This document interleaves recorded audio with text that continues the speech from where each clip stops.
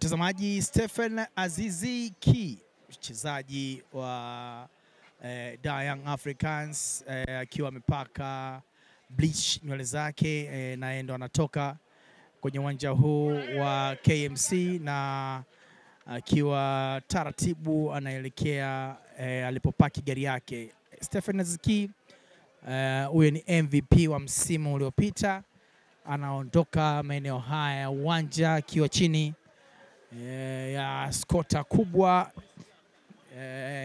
ya makomando wa klabu ya Yanga. Unaweza kuona hicho unachokiona mtazamaji, ni katika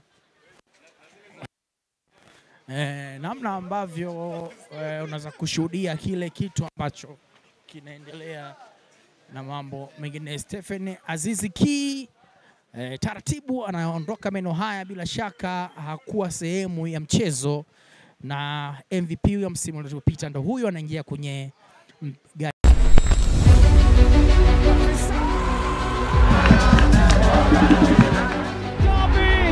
And City are in front. Kevin De Bruyne. Chilunda mwaga cross Majanga. Oh!